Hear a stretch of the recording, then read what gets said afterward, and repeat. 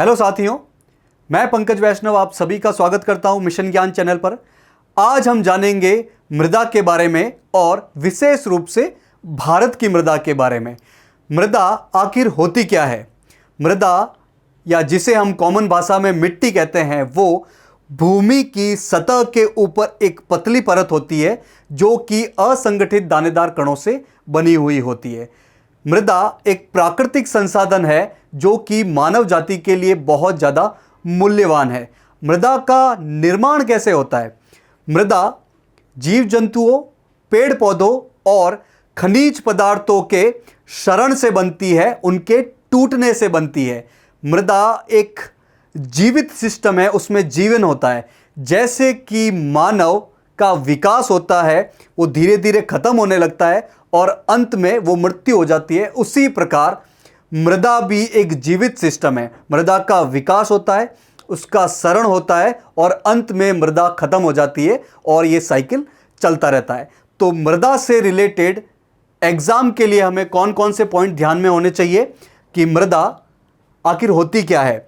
मृदा भू सतह पर असंगठित दानेदार कणों की एक पतली परत होती है। यह एक प्राकृतिक संसाधन है, प्रकृति द्वारा प्राप्त संसाधन है जो कि बहुत मूल्यवान होता है। यह एक जीवित तंत्र है, मतलब मृदा का भी विकास होता है, फिर मृदा का क्षरण होता है और अंत में मृदा का निम्नीकरण होकर मृदा खत्म हो जाती है और यह साइकिल चलती रहती है। मृदा का निर्माण कैसे होता है? यह विभिन्न प्रकार के जीव जंतुओं, पेड़ पौधों और खनिजों के अवशेषों से बनती है, उनके विघटन से बनती है। मृदा में एक प्रॉपर्टी होती है कि वो वनस्पति को पोषण दे सकती है और इसकी इस प्रॉपर्टी को कहा जाता है उर्वरता। मृदा से रिलेटेड एक टेक्निकल चीज है जो कि एग्जाम में पूछी जाती है, उसका नाम है सॉइल होरिजन और जिसे हिंदी में कहा जाता है मृदा संस्तर।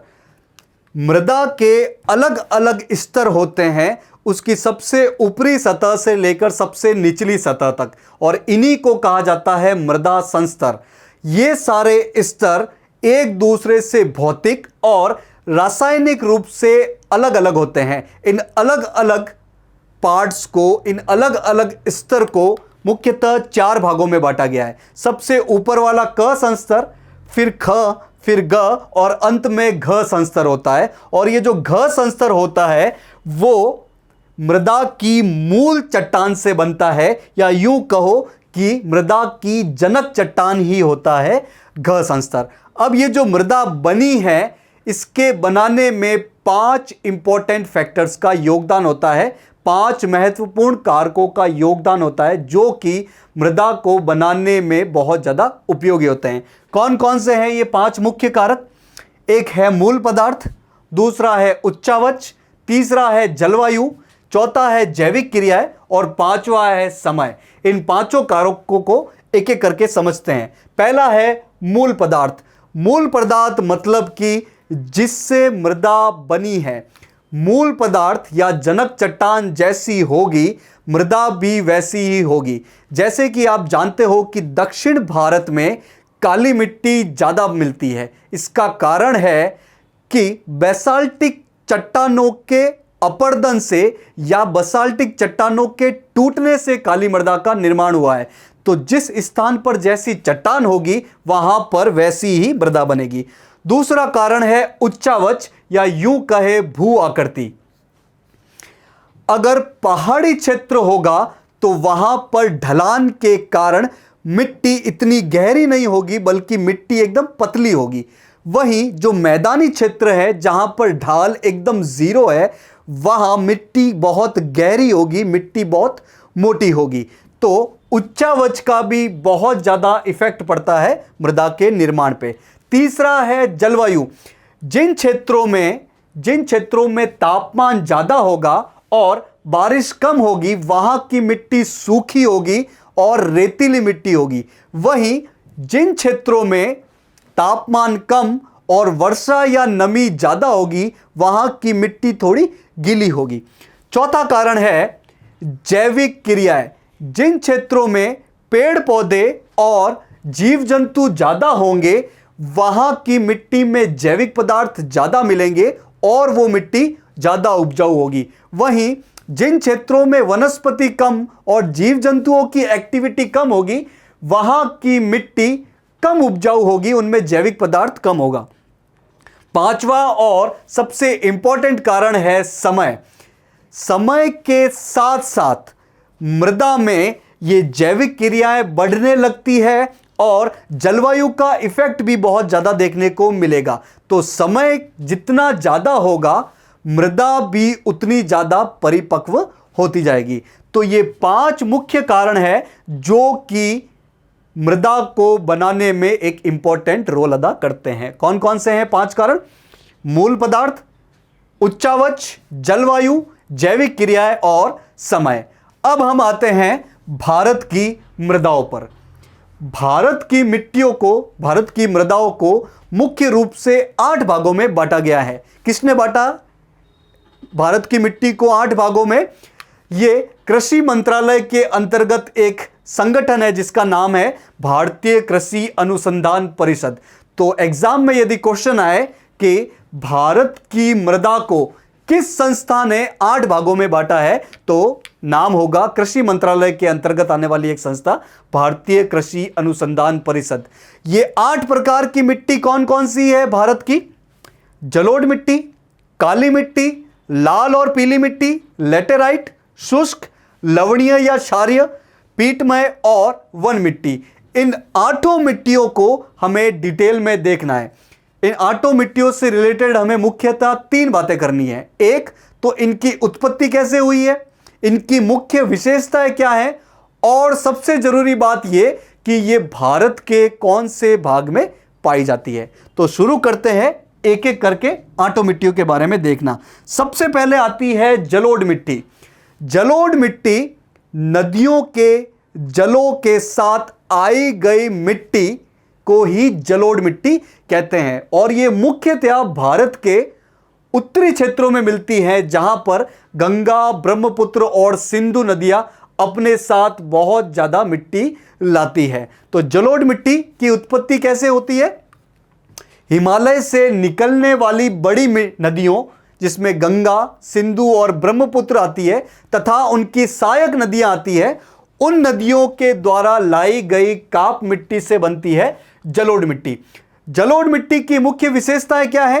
जलोढ़ मिट्टी मुख्य रूप से 2 प्रकार की होती है, एक तो खादर और एक होती है बांगर। इन दोनों में अंतर क्या है? नदियों के जस्ट पास वाला क्षेत्र जहां पर नदियां हर साल नई नई मिट्टी इकट्ठी करती रहती है, उसी नई मिट्टी को कहते हैं खादर मिट्टी। खादर मिट्टी नदी के नजदीक होती है और यह ज्यादा उपजाऊ होती है। वहीं बांगर मिट्टी नदी से दूर क्षेत्र में होती है जो कि खादर की अपेक्षा थोड़ी पुरानी और कम उपजाऊ होती है। यह खादर से कम उपजाऊ होती है। इस जलोढ़ मिट्टी में कुछ चीजों की मात्रा अच्छी तौर पे पाई जाती है और कुछ चीजों की कमी होती है। कौन कौन सी चीजें ज्यादा मात्रा में पाई जाती है? पोटास, फास्फोरस, चूना और जैविक पदार्थ। वहीं कमी होती है नाइट्रोजन की और ह्यूमस की। ये जो चीजें हैं कि किन चीजों की मात्रा ज्यादा पाई जाती है और किन चीजों की मात्रा कम पाई जाती है, ये हर मिट्टी में हमें ऐसा देखने को मिलेगा, लेकिन हमें इसे एग्जाम के लिए याद नहीं रखना है क्योंकि बहुत ज्यादा फैक्ट हो जाएंगे। तो आप सिर्फ जलोढ़ मिट्टी के बारे में यह चीज याद रखें, बाकी 7 मिट्टियों के बारे में हमें यह चीज नहीं दिखती है। तो जलोढ़ मिट्टी में ज्यादा क्या पाया जाता है? पोटास, फास्फोरस, चूना और जैविक पदार्थ। कमी किस चीज की होती है? नाइट्रोजन और ह्यूमस की। जलोढ़ मिट्टी मिलती कहां पर है? हमने बात की थी कि जहां पर नदियां चलेंगी वहां पर मुख्य रूप से जलोढ़ मिट्टी मिलेगी। तो भारत के उत्तर के विशाल मैदान में यह वाला जो क्षेत्र है, उत्तर का विशाल मैदान जो कि गंगा, ब्रह्मपुत्र और सिंधु नदी से बना है, यहां पर बहुत ज्यादा जलोढ़ मिट्टी मिलेगी। दूसरा है पूर्वी तटीय मैदान। पूर्वी तटीय मैदान ये वाला क्षेत्र, पूर्व में जो तट के किनारे वाला मैदान है, यहां पर जलोढ़ मिट्टी मिलेगी क्योंकि प्रायद्वीपीय भारत की अधिकतर नदियां, चाहे महानदी हो, गोदावरी हो, कृष्णा हो, कावेरी हो, सब यहीं से होके बंगाल की खाड़ी में गिरती है। तो यहां पर जलोढ़ मिट्टी बहुत ज्यादा पाई जाती है। तीसरा क्षेत्र है आपका ये राजस्थान के बीच में से होते हुए ये गुजरात का तटीय वाला क्षेत्र, यहां पर जलोढ़ मिट्टी मिलती है और नदियों की घाटियों और डेल्टाई क्षेत्रों में जलोढ़ मिट्टी मिलती है। जलोढ़ मिट्टी जो है वो भारत के सर्वाधिक क्षेत्रफल फैली है, लगभग 40% एरिया पर जलोढ़ मिट्टी है। मतलब बाकी सारी मिट्टियों में से भारत में सबसे ज्यादा पाई जाने वाली मिट्टी कौन सी है? जलोढ़ मिट्टी। दूसरी मिट्टी पर आते हैं जिसका नाम है काली मिट्टी। काली मिट्टी के कुछ और नाम भी है, जैसे कि लावा मिट्टी, काली कपास मिट्टी और रेगुर मिट्टी। इसे लावा मिट्टी क्यों कहते हैं? क्योंकि इसकी उत्पत्ति जो है वो ज्वालामुखी के फूटने से जो बेसाल्टिक लावा पदार्थ आए हैं उनके अपरदन से या उनके विखंडन से बनी है, इसलिए इसे लावा मिट्टी भी कहते हैं। काली कपास मिट्टी क्यों कहते हैं? एक तो इसका कलर काला है और यह कपास की खेती के लिए बहुत ज्यादा उपयुक्त है, इसलिए इसे काली कपास मिट्टी भी कहते हैं। इसमें जल धारण क्षमता अधिक होती है, यह बहुत ज्यादा पानी को धारण कर सकती है। प्लस इसकी एक विशेष प्रॉपर्टी है स्वतः जुताई, मतलब कि जब काली मिट्टी में पानी आ जाता है तब वो फैल जाती है और जब पानी इसके अंदर से चला जाएगा तो ये सिकुड़ जाएगी। तो इस फैलने और सिकुड़ने के कारण इसमें दरारें दिखाई देती है, जिसे ही हम कहते हैं स्वतः जुताई। तो एग्जाम में यदि क्वेश्चन आए कि स्वतः जुताई किस मिट्टी से जुड़ी विशेषता है, तो जवाब होगा काली मिट्टी। क्वेश्चन आया कि काली मिट्टी बनती कैसे है, तो ज्वालामुखी के विस्फोट से जो बेसाल्टिक लावा पदार्थ बना है और उसके विखंडन से काली मिट्टी बनती है। काली मिट्टी को और क्या कहा जाता है? रेगुर मिट्टी कहा जाता है। अच्छा, काली मिट्टी पाई कहां जाएगी? चूंकि अपना जो प्रायद्वीपीय भारत है, जो दक्षिणी भारत है, वो ज्वालामुखी के विस्फोट से बेसाल्टिक लावा पदार्थों से बना है, तो वहीं पर काली मिट्टी सबसे ज्यादा पाई जाएगी। तो दक्कन ट्रैप के उत्तरी भागों में, दक्कन ट्रैप मतलब जो दक्कन का पठार है जो कि दक्षिणी भारत में पाया जाता है मुख्य रूप से, वहां पर काली मिट्टी बहुत ज्यादा मिलेगी, जिसमें गुजरात, महाराष्ट्र, पश्चिमी मध्य प्रदेश, दक्षिणी उड़ीसा, उत्तरी कर्नाटक, इन क्षेत्रों में काली मिट्टी बहुत ज्यादा पाई जाती है और सबसे ज्यादा ये महाराष्ट्र राज्य में पाई जाती है। इस मैप में आप देख सकते हो, ये वाला जो क्षेत्र है यहां पर काली मिट्टी बहुत ज्यादा पाई जाती है और मुख्य रूप से ये महाराष्ट्र में सबसे ज्यादा पाई जाती है। तो ये थी काली मिट्टी। तीसरी मिट्टी देखते हैं जिसका नाम है लाल और पीली मिट्टी। इसका नाम पड़ा है इसके कलर की वजह से, क्योंकि इसमें लोहे के ऑक्साइड होते हैं, इसका कलर इसलिए लाल होता है और जब इस लाल कलर में पानी चला जाता है तो इसका कलर पीला होने लगता है। तो लाल कलर क्यों है इसका? लोहे के ऑक्साइड के कारण। और इसकी उत्पत्ति कैसे हुई है? ये आग्नेय चट्टानों के विघटन से बनती है। आग्नेय चट्टान कैसी होती है?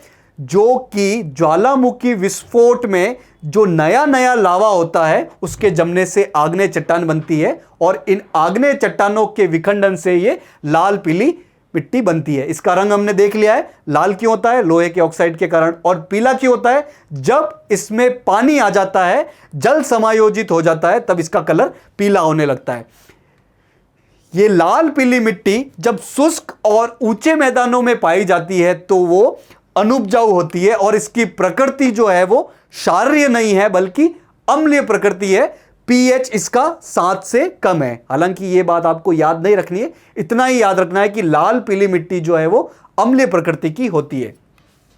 ये किन क्षेत्रों में मिलती है? ये मुख्यतया प्रायद्वीपीय भारत में, दक्षिण भारत में ज्यादा मिलेगी और उसमें भी विशेष रूप से मध्य प्रदेश, दक्षिणी उत्तर प्रदेश, छोटा नागपुर पठार और मेघालय वाले क्षेत्रों में बहुत ज्यादा मिलेगी। ये प्रायद्वीपीय पठार का ये वाले हिस्से में ये आपको लाल पीली मिट्टी बहुत ज्यादा देखने को मिलेगी। इसके अलावा मध्य प्रदेश का ये वाला हिस्सा, ये दक्षिणी उत्तर प्रदेश, आपका छोटा नागपुर पठार जो कि मध्य भारत में है और मेघालय के पठार में ये लाल पीली मिट्टी बहुत ज्यादा देखने को मिलेगी।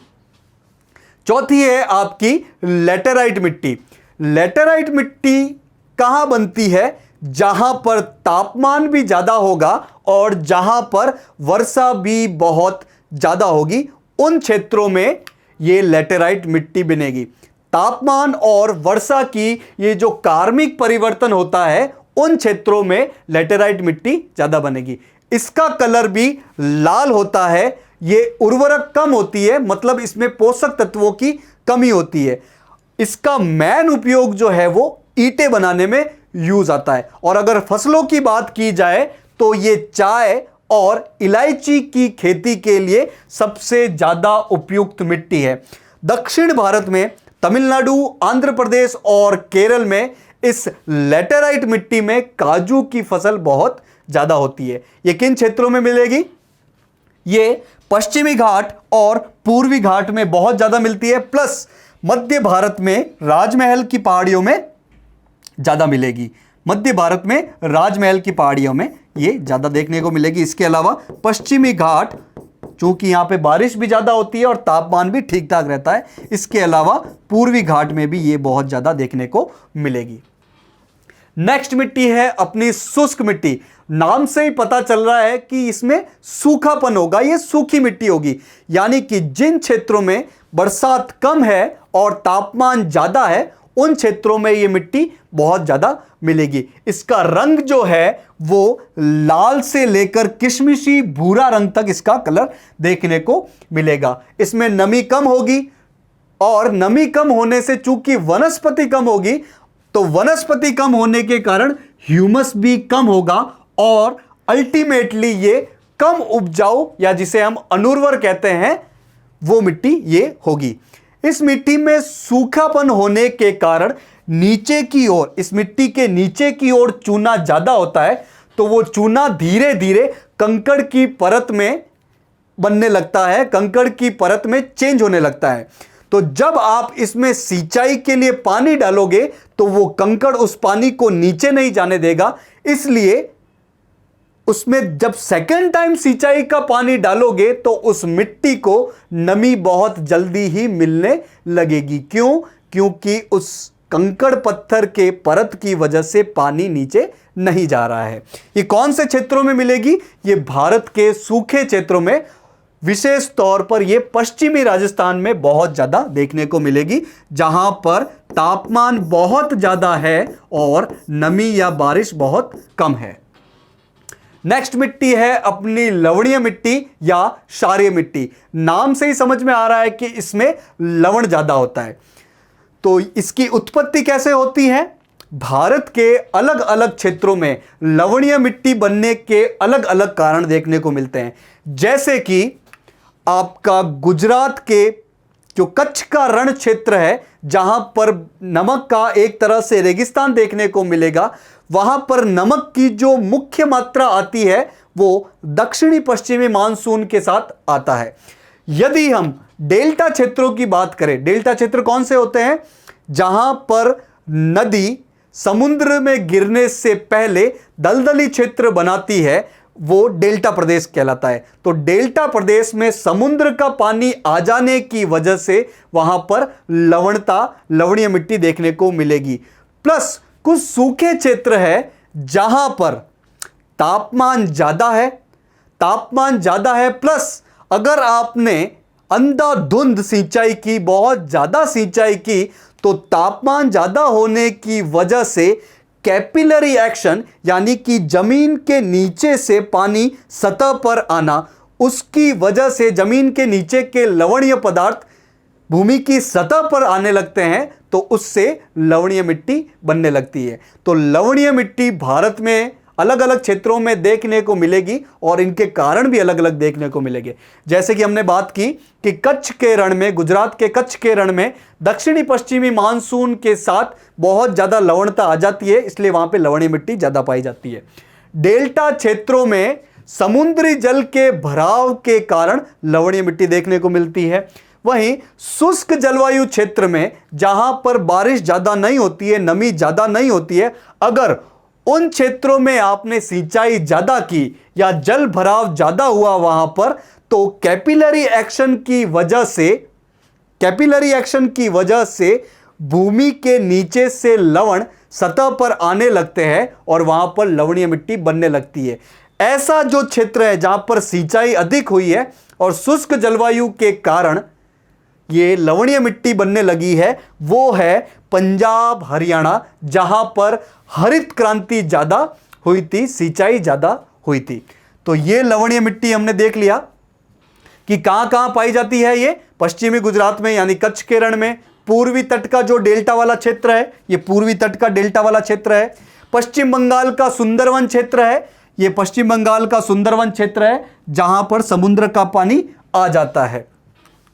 इन सब क्षेत्र में सबसे ज्यादा जो लवण प्रभावी क्षेत्र है, जहां पर लवण बहुत ज्यादा देखने को मिलेगा, वो है गुजरात। ये जो लवणीय मिट्टी है, आपको समझ आ ही रहा होगा कि ये एक अनुपजाऊ मिट्टी है। तो इसके अनुपजाऊपन को या लवणीयता को कम करने के लिए जिप्सम का उपयोग किया जाता है। तो यदि एग्जाम में क्वेश्चन आए कि लवणीय मिट्टी का क्या हल है, तो आपका जवाब होगा जिप्सम। जिप्सम का यूज किया जाता है लवणीयता के निपटान के लिए। अपनी नेक्स्ट मिट्टी है पीटमय मिट्टी। पीटमय मिट्टी की उत्पत्ति कैसे होती है? जहां पर आर्द्रता ज्यादा है, जहां वर्षा ज्यादा है और जिन क्षेत्रों में वनस्पति ज्यादा है, उन क्षेत्रों में यह पीटमय मिट्टी बनती है।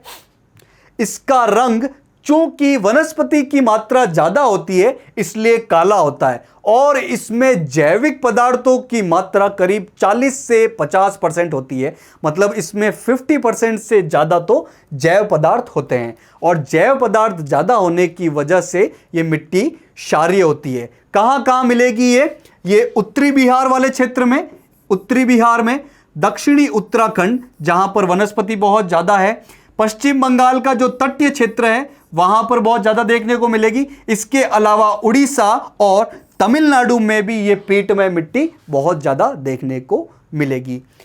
इसके बाद हम देखते हैं अपनी 8वीं और लास्ट मिट्टी, जो कि है वन मिट्टी। नाम से ही समझ में आ रहा है कि इसकी उत्पत्ति कैसे हुई होगी। उन वन्य क्षेत्रों में ये वन मिट्टी मिलती है जहां पर वर्षा पर्याप्त मात्रा में होती है और इसमें वनों की जो जैविक पदार्थ है वो बहुत ज्यादा देखने को मिलेंगे। इसके ऊपरी भाग में इसका रंग काला होता है और निचले भागों में इसका रंग धूसर भूरा या धूसर लाल होता है। चूंकि वनस्पति क्षेत्र में, वन्य क्षेत्रों में बनती है, तो यह पोषक तत्वों से भरपूर होती है। यह मिट्टी मिलेगी कहां कहां पर? यह हिमालय के वन क्षेत्रों में, हिमालय के वन क्षेत्रों में जहां अत्यधिक वनस्पति पाई जाती है, प्लस दक्षिण तथा पूर्व भारत के वन्य क्षेत्रों में। एक तो हिमालय के क्षेत्र में, एक पूर्व भारत में, उत्तर पूर्व भारत में जहां पे वन ज्यादा है, साथ ही दक्षिण भारत में जहां भी आपको ठीक ठाक वन देखने को मिलेंगे, वहां पर यह वन मिट्टी देखने को मिलेगी। तो यह था भारतीय कृषि अनुसंधान परिषद द्वारा बांटी गई भारत की 8 मिट्टियां। तो इन 8 मिट्टियों के बारे में हमें क्या क्या चीजें ध्यान होनी चाहिए? एक तो इनकी उत्पत्ति कैसे हुई, इनकी विशेषताएं क्या क्या है और ये भारत के किन क्षेत्रों में मुख्यतया पाई जाती है। अब मिट्टियों के बाद हम देख लेते हैं कि भारत में मिट्टियों से जुड़ी क्या क्या समस्याएं हैं। मिट्टियों से जुड़ी समस्या से भी एग्जाम में क्वेश्चन देखने को मिल जाते हैं। तो मुख्यतया हमें 3 समस्याओं के बारे में समझना है। पहली है मृदा अपरदन, दूसरी है लवणीयता व क्षारीयता और तीसरी है मरुस्थलीकरण। इसमें हमें सबसे ज्यादा डिटेल में देखना है मृदा अपरदन को। तो देखते हैं एक एक करके एक एक समस्या। पहला है मृदा अपरदन। मृदा अपरदन का मतलब क्या होता है कि मिट्टी की जो ऊपरी परत है, सबसे ऊपरी परत, उसका कटाव होके उसका बहाव हो जाना। चाहे ये कटाव हवा के कारण हो या चाहे ये कटाव जल के कारण हो, ये एक प्राकृतिक प्रक्रिया है। मतलब ये नेचुरली होती ही होती है, लेकिन कुछ अन्य प्राकृतिक कारणों के कारण, साथ ही मानवीय कारणों के कारण या कृत्रिम कारणों के कारण ये मृदा अपरदन की दर बहुत ज्यादा बढ़ती है, जो कि मानव के लिए, पशु पक्षियों के लिए और वनस्पतियों के लिए बहुत बड़ा खतरा पैदा करने लग रही है। तो मृदा अपरदन होता क्या है? मृदा की, मिट्टी की ऊपरी परत का कटना और उसका बह जाना। यह एक प्राकृतिक प्रक्रिया है, मतलब नेचुरली ये होता ही होता है, लेकिन अन्य प्राकृतिक कारणों की वजह से और मानवीय व कृत्रिम कारणों की वजह से मृदा अपरदन की दर बढ़ जाती है, जिस वजह से कई अन्य प्रॉब्लम खड़ी हो जाती है। तो ये प्राकृतिक कारण कौन कौन से हैं जिसके कारण मृदा अपरदन की दर बढ़ जाती है?